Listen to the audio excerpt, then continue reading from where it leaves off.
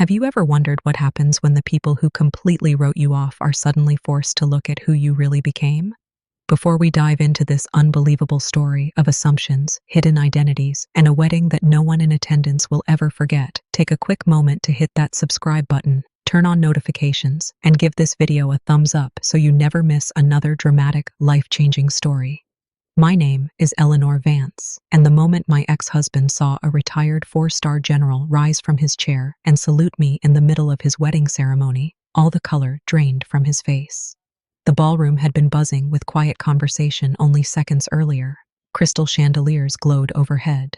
A string quartet played softly near the stage. Guests in expensive suits and designer dresses sipped champagne while waiting for the ceremony to begin.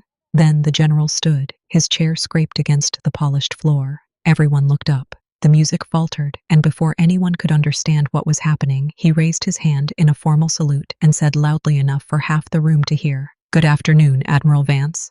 The room went silent. One by one, several other military officers rose to their feet. My ex-husband, Arthur, stared at me as though he'd seen a ghost. His millionaire bride, Juliana, looked from him to me, completely confused. A woman near the front pulled out her phone. Another guest whispered, "Did he say Admiral?" Someone else answered, "3-star Admiral." I stood near the ballroom entrance wearing a simple navy blue dress I had purchased from a department store 2 weeks earlier. No medals, no uniform, no jewelry except my mother's wedding ring. I smiled politely. Arthur looked like he couldn't breathe.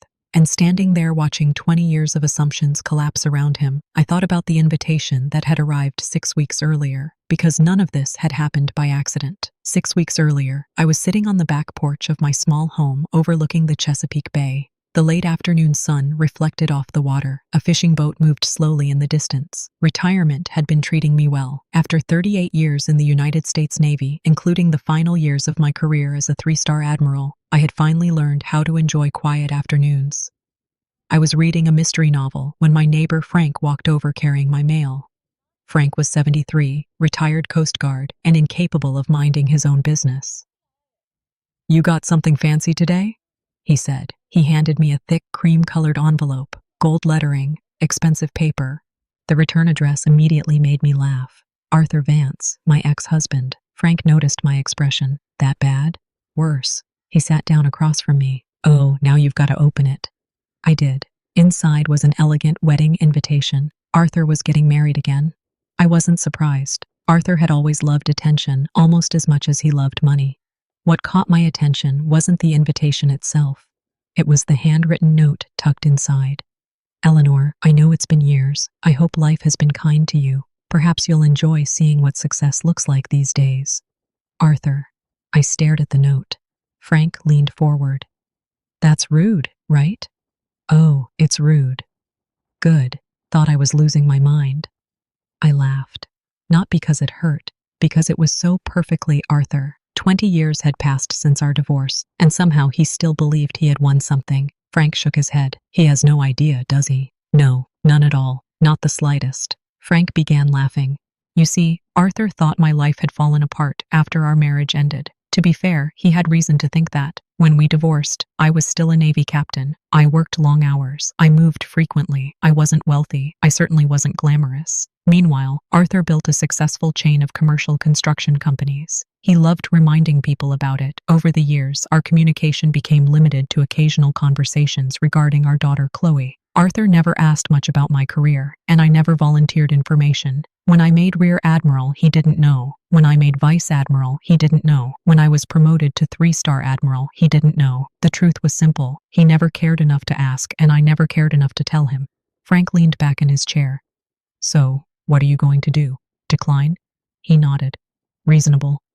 I looked again at the invitation. The wedding would take place at a luxury hotel in Northern Virginia. Hundreds of guests, business executives, investors, politicians. The kind of event Arthur loved. I imagined him standing in front of everyone showing off his younger millionaire bride. Then another thought entered my mind. A question. A curious little question. How would they treat someone they believed had failed? I thought about the note. I thought about Arthur. I thought about all the years he had quietly assumed he was superior because he measured success with dollar signs. And suddenly, I wasn't angry. I was curious. Very curious. A few days later, Chloe called. "Mom, please tell me you're coming. Your father invited me to a wedding." "I know, that's unusual." Chloe laughed. Trust me, I argued with him about it. Our daughter was 40 years old now, smart, kind, far more emotionally mature than either of her parents had been at her age. He thinks you'll say no, she admitted. I probably should. But I smiled. But I'm considering it. There was a long pause. Then Chloe said carefully, Mom, what are you planning? I don't know yet. That wasn't entirely true. The idea was already forming. A week later, I made my decision. I would attend, but not as Admiral Eleanor Vance, not as a retired military leader, not as someone with awards, recognition, and accomplishments. I would attend exactly as Arthur imagined me, a struggling woman, a forgotten ex-wife, a naive single mother who never recovered after the divorce. I wanted to see how they treated a person they believed had nothing, not because I wanted revenge. At least, that's what I told myself. The truth was more complicated. Sometimes life gives you a rare opportunity to see people's true character, and for the first time in 20 years, Arthur had unknowingly handed me that opportunity. So I mailed my RSVP. Yes, I would be attending. And 6 weeks later, I would walk into a ballroom where nobody knew the truth, or so they thought. The week before the wedding, I stood in front of my bedroom mirror and studied my reflection. At 62 years old, I knew exactly how people saw me. Silver hair, a few wrinkles around my eyes, good posture from decades in uniform, a calm confidence that years of leadership had quietly built. The problem was that confidence. Confidence gives people away.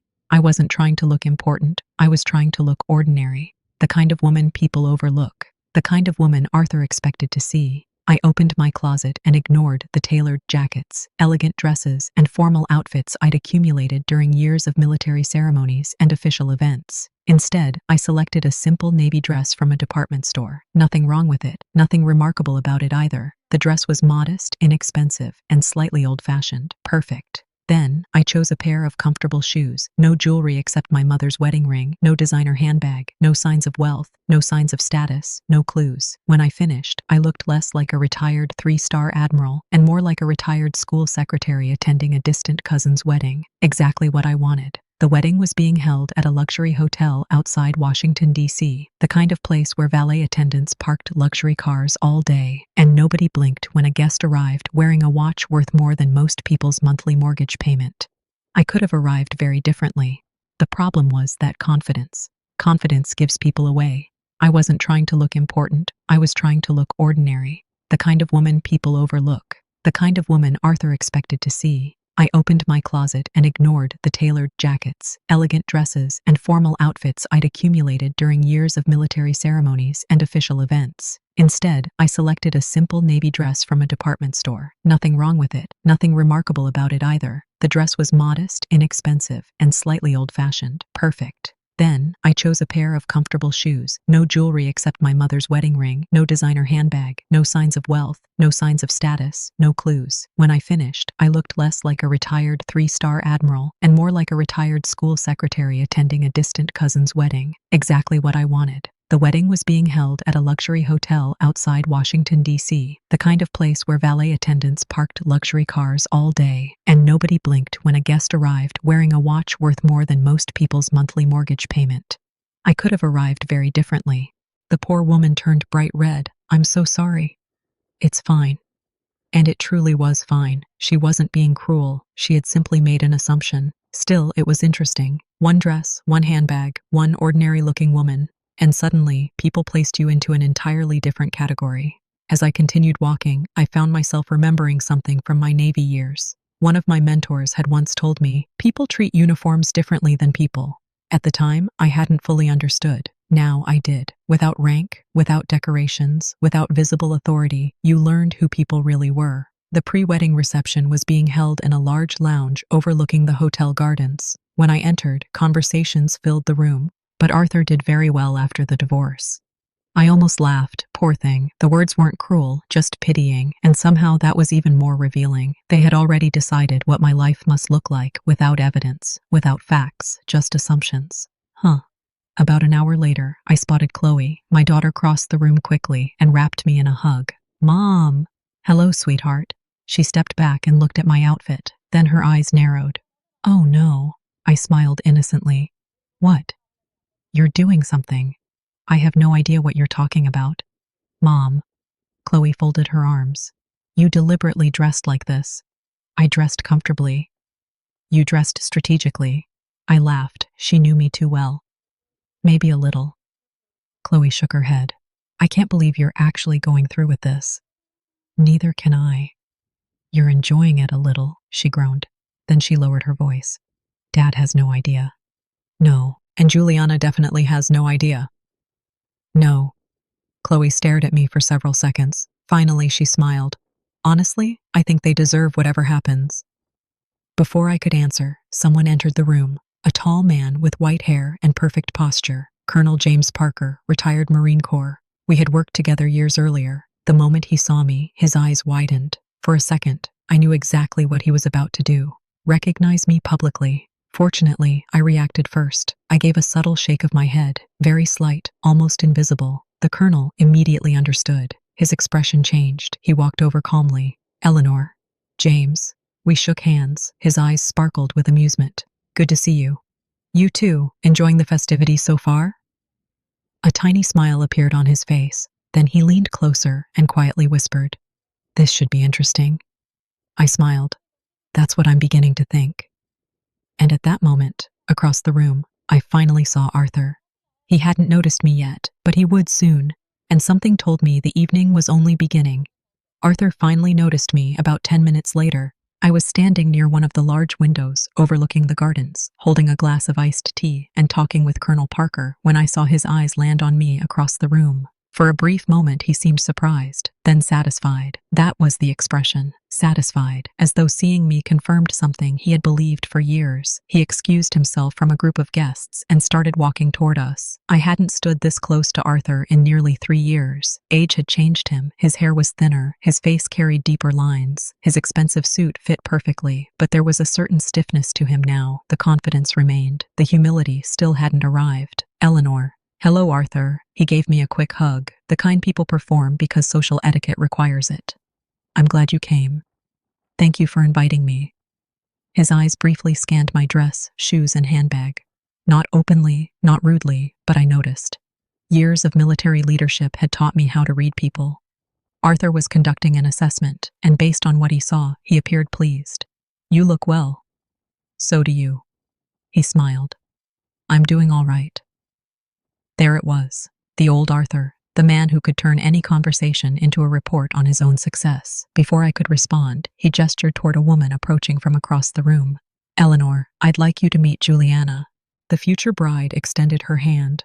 Juliana Hale looked to be in her late 40s, elegant, well-dressed, confident, beautiful in a polished magazine cover sort of way. She smiled warmly, at least initially. It's wonderful to finally meet you. You too. She squeezed my hand gently. Arthur wrapped an arm around her shoulders. We're very excited. I can see that. Juliana glanced at my dress, then my handbag, then back to my face. The look lasted only a second. Most people probably wouldn't have noticed. I did. Years of negotiations, briefings, and command responsibilities had made me very observant. Juliana had just reached a conclusion about me, and it wasn't flattering. Still, she remained polite, at least for now. We are halfway through this incredible unraveling of vanity and truth. If you want to support the channel and keep these storytelling videos coming, take a quick second to smash that like button, subscribe to our community, and share this video with your family and friends. As the afternoon continued, guests gathered in small groups throughout the reception area. Arthur moved constantly, greeting people, telling stories, accepting congratulations, showing off. Some things never change. I found myself seated at a table with several people from our past, former neighbors, old family friends, a retired banker, a couple who had once lived down the street from us. The conversation drifted toward retirement, travel, grandchildren, health concerns, typical topics for people our age. Then someone asked me a question. So, Eleanor, what have you been doing all these years? The table became quiet. I took a sip of tea. Oh, a little bit of this and that. The retired banker chuckled. That sounds mysterious. Not really. What did you retire from? Before I could answer, Arthur appeared beside the table, and unfortunately, he answered for me. Eleanor always preferred keeping things private. Several people nodded. Then Arthur added, Life can be tough after a divorce. We all find different ways to get by. The words were delivered with a smile, friendly on the surface, cruel underneath. The table fell silent. A woman looked uncomfortable. Someone else stared into their drink. I simply smiled. Arthur waited, perhaps expecting a reaction, an argument, or embarrassment. Instead, I asked calmly, "And how have you been, Arthur?" His grin widened. "Oh, very blessed. Of course." That answer led directly into 10 minutes of discussion about his business success. Commercial properties, investments, expansion projects, revenue numbers, everything a person shares when they desperately need others to admire them. The strange thing was that I didn't feel angry, not anymore. I mostly felt sad because I realized something. Arthur wasn't trying to impress me, he was still trying to convince himself. An hour later, guests began moving toward another reception area where appetizers were being served. I found myself standing near a display of flowers when Juliana approached. She held a champagne glass and wore a sympathetic smile, the kind of smile wealthy people sometimes offer when they believe they're being generous. "Eleanor." "Yes." "I just wanted to say something." I waited. She lowered her voice. "I know these events can sometimes be difficult." "Difficult?" "Seeing your former spouse move on." I almost laughed, not because it was funny, but because she genuinely believed she was comforting me. "I appreciate your concern." She nodded. Then came the line. "If things are ever difficult financially, don't be embarrassed to ask for help." There it was.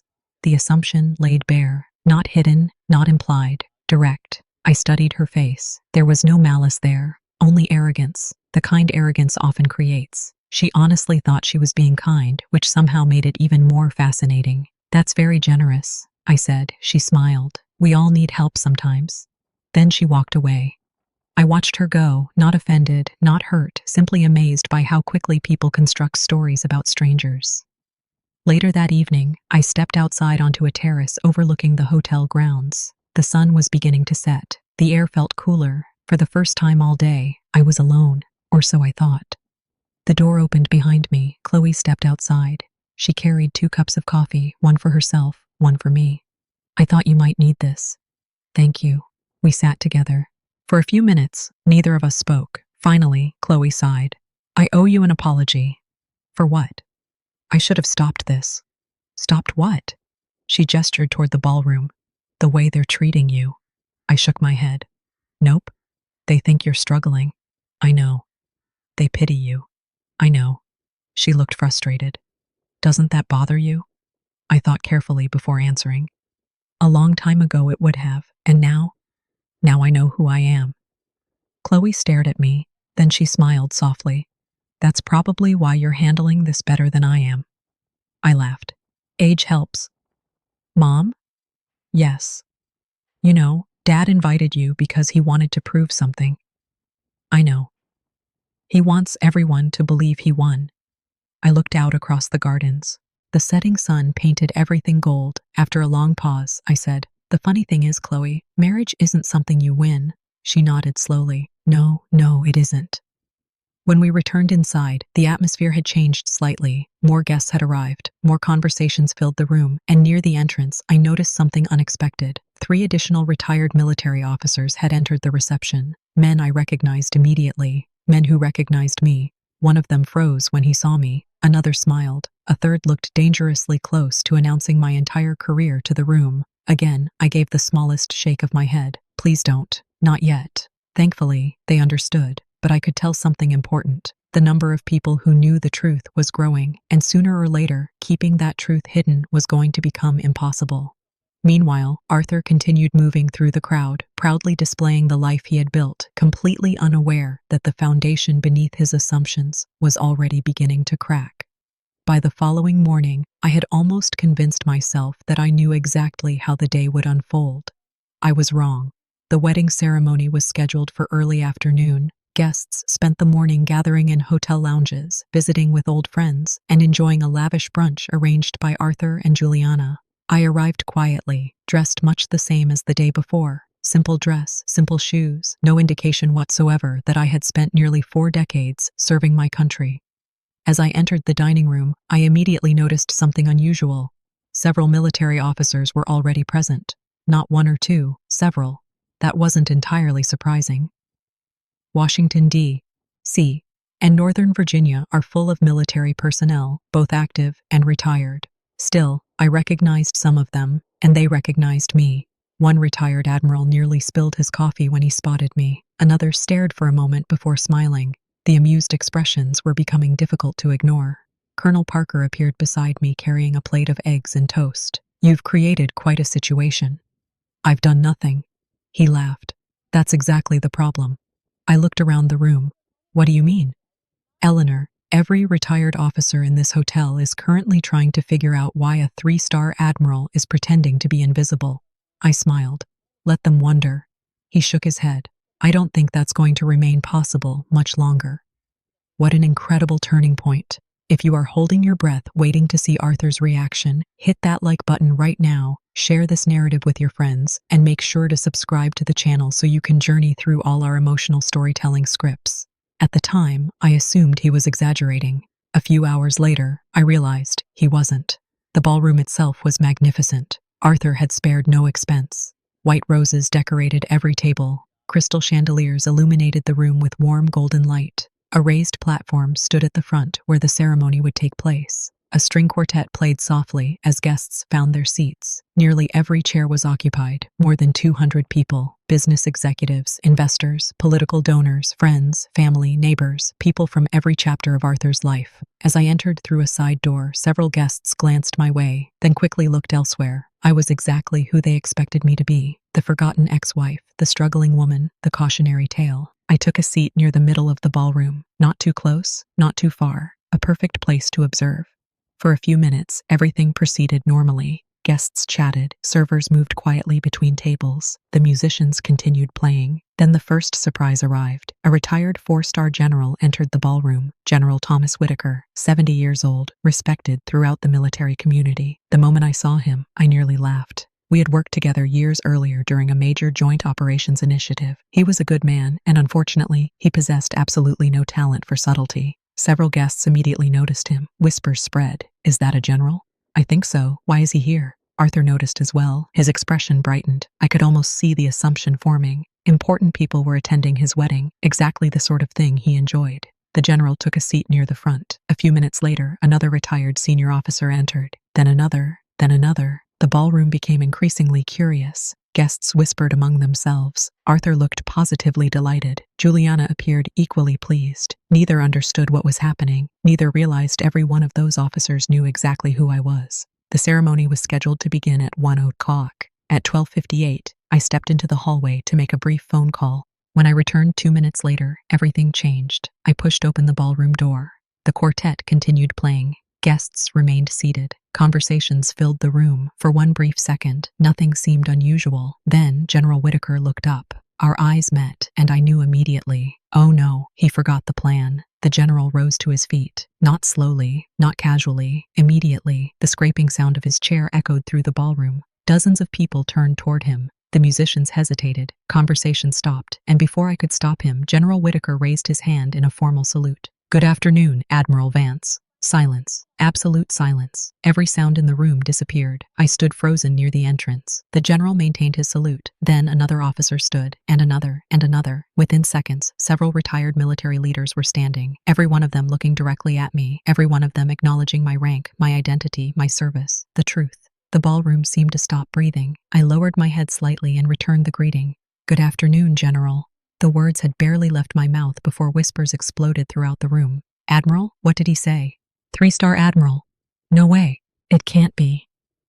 Across the ballroom, Arthur looked utterly confused. Juliana stared at me, then at the general, then back at me. For the first time all weekend, neither of them appeared confident. The next 30 seconds felt surreal. One retired Navy officer approached. "Congratulations again on your promotion, Admiral." Another smiled warmly. "It's an honor to see you, ma'am." A third extended his hand. "Thank you for your service." Guests began pulling out their phones, searching, typing, verifying. I watched the realization spread across the room like a wave. First confusion, then disbelief, then shock. One woman gasped loudly. A man near the front muttered, "My God." Another guest held up his phone. On the screen was an official photograph from my promotion ceremony. Uniform, stars, medals, everything. The image circulated rapidly. People passed phones back and forth. Whispers became conversations. Conversations became astonishment. The struggling ex-wife had suddenly transformed into one of the highest-ranking women in the United States Navy. Then I looked at Arthur. I'll never forget that moment. Not because I hated him, not because I enjoyed seeing him embarrassed, but because I saw genuine confusion. His entire understanding of reality had just shattered. For 20 years, he had believed a story. Eleanor needed him. Eleanor struggled without him. Eleanor never achieved much after the divorce. Now that story was collapsing in real time, and he had no idea what to do with the truth standing in front of him. It can't be. Across the ballroom, Arthur looked utterly confused. Juliana stared at me, then at the general, then back at me. For the first time all weekend, neither of them appeared confident. The next 30 seconds felt surreal. One retired Navy officer approached. "Congratulations again on your promotion, Admiral." Another smiled warmly. "It's an honor to see you, ma'am." A third extended his hand. "Thank you for your service." Guests began pulling out their phones, searching, typing, verifying. I watched the realization spread across the room like a wave. First confusion, then disbelief, then shock. One woman gasped loudly. A man near the front muttered, "My God." Another guest held up his phone. On the screen was an official photograph from my promotion ceremony. Uniform, stars, medals, everything.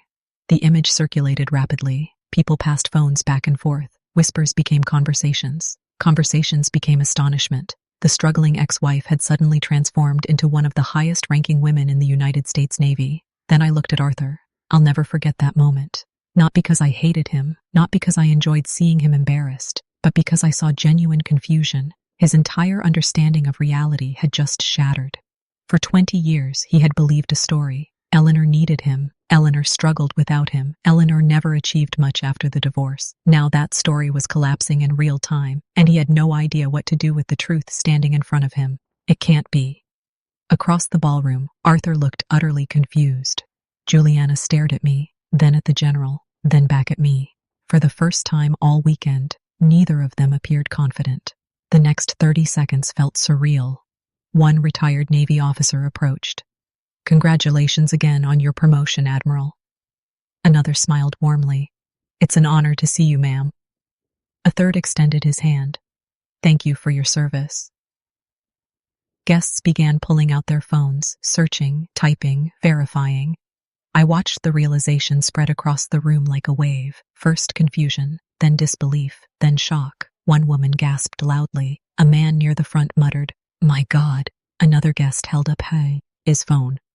On the screen was an official photograph from my promotion ceremony. Uniform, stars, medals, everything. The image circulated rapidly. People passed phones back and forth. Whispers became Juliana looked even more stunned. Her face had turned pale. The woman who offered me financial help the previous day now appeared unable to form a complete sentence. Around them, guests continued discovering details, articles, photographs, military awards, promotion announcements, official biographies, evidence everywhere. Evidence Arthur had never excelled to seek because he had already decided who I was. And now the ballroom was discovering something neither he nor Juliana expected. The woman they pitied wasn't sitting at the bottom looking up. She had spent years quietly standing at the top without ever needing anyone's approval.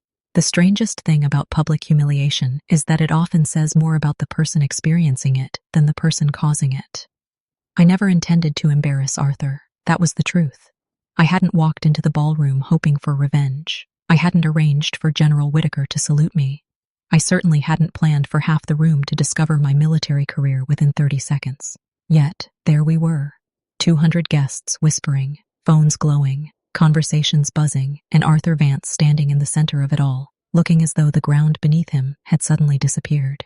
The wedding coordinator hurried around trying to restore order. The musicians awkwardly resumed playing. Guests slowly returned to their seats. The ceremony eventually began, but something fundamental had changed.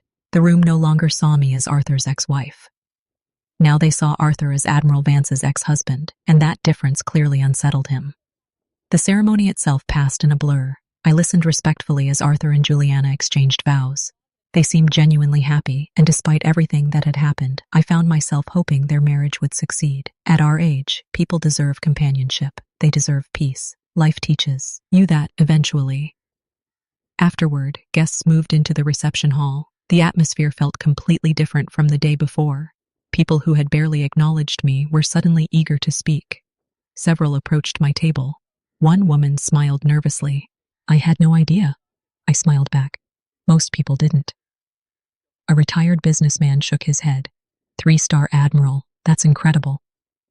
Thank you. Another guest leaned forward. Why didn't you tell anyone? I laughed softly. Nobody asked. That answer generated more laughter than I expected, but it was true. Arthur had spent 20 years assuming I had spent 20 years just existing. Those are very different things. About halfway through the reception, I stepped outside onto a quiet terrace overlooking the gardens. The afternoon sun hung low in the sky. Birds moved between the trees. For the first time all day, things felt peaceful again. Then I heard footsteps. I didn't need to turn around. I already knew who it was. Arthur stopped beside me. Neither of us spoke immediately. For several moments, we simply stood there, looking across the gardens. Finally, he sighed. I don't know where to begin. I nodded. That's understandable. He looked older than he had the day before. Not physically, emotionally, like a man who had suddenly been forced to examine parts of himself he preferred to ignore. You're really an admiral. I smiled. Yes, a 3-star admiral. Yes. He shook his head slowly. My God. There wasn't much else to say. The facts spoke for themselves. After another long silence, he asked the question everyone else had been asking. Why didn't you tell me? I thought carefully before answering. Then I looked directly at him. Would it have mattered? That question hit him harder than any accusation could have, because we both knew the answer. Not really. For years he hadn't cared enough to ask about my life. Why would he have cared enough to hear about it?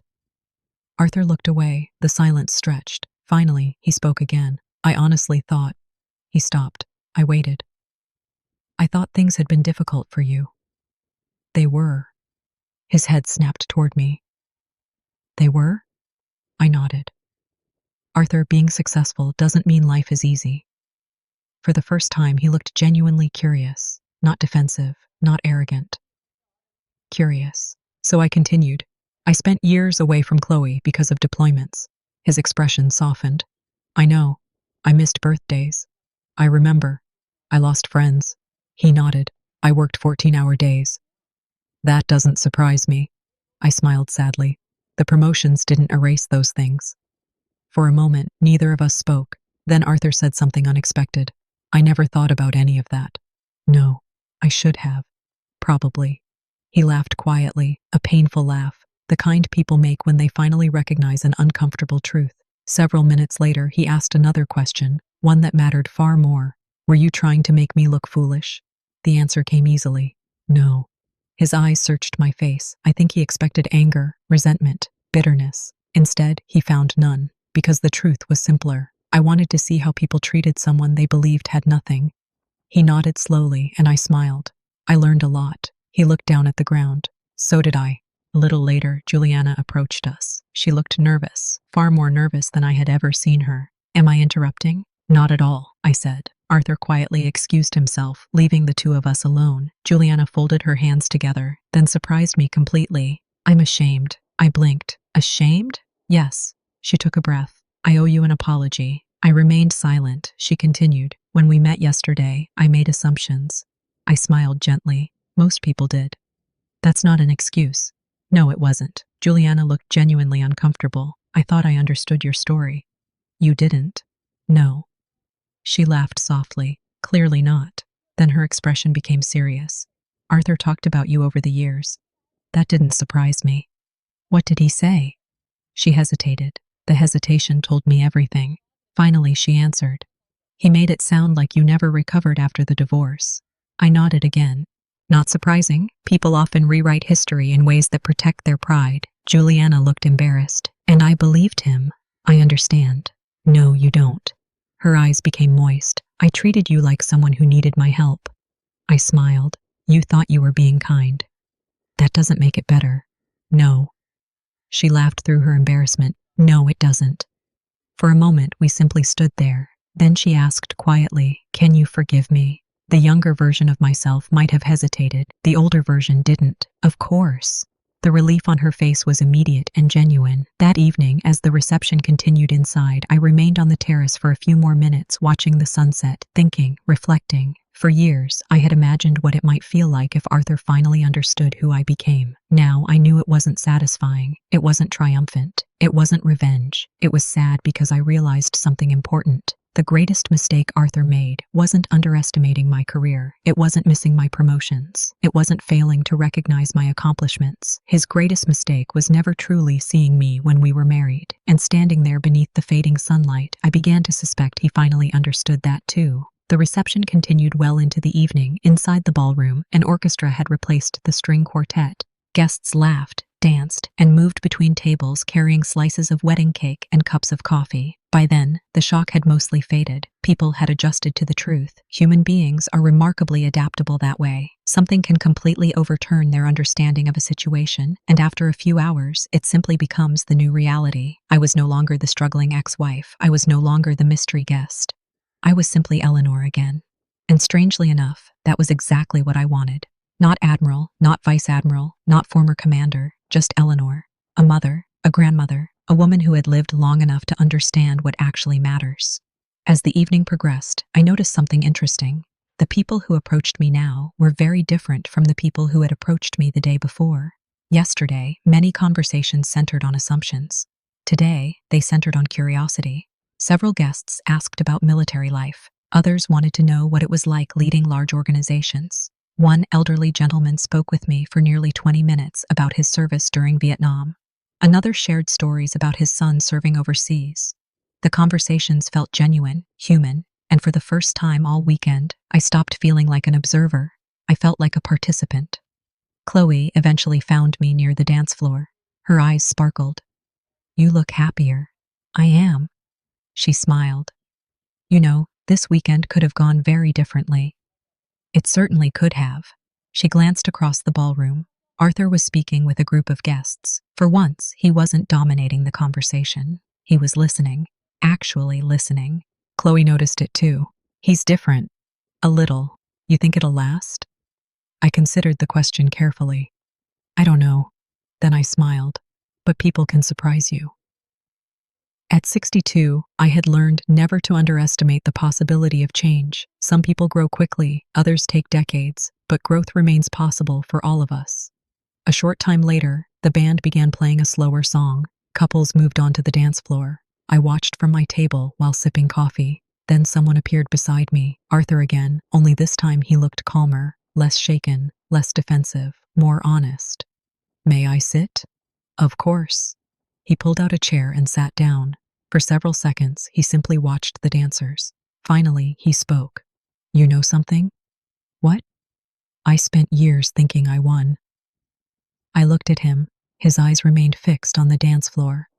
"The divorce." I said nothing. He continued. "I built businesses." "You did." "I made money." "You did." "I bought bigger houses." "You certainly did." That earned a small laugh. Then his smile faded. And somehow I convinced myself that meant I won. The sadness in his voice surprised me, not because I lacked sympathy, but because it sounded genuine. Arthur wasn't performing. He wasn't seeking attention. For perhaps the first time since I'd met him 40 years earlier, he was being completely honest. Then he said something I never expected to hear. "I was wrong." The words hung in the air, simple, direct, powerful. I didn't rush to answer. Some moments deserve silence. Eventually, he looked at me. "I should have respected you more." I nodded. "Yes." "I should have acknowledged everything you sacrificed." "Yes." "I should have told Chloe how proud she should be of you." My throat tightened unexpectedly, not because of the apology itself, but because of who he mentioned. Chloe, our daughter, the person who mattered most. Arthur looked down at his hands. I failed there.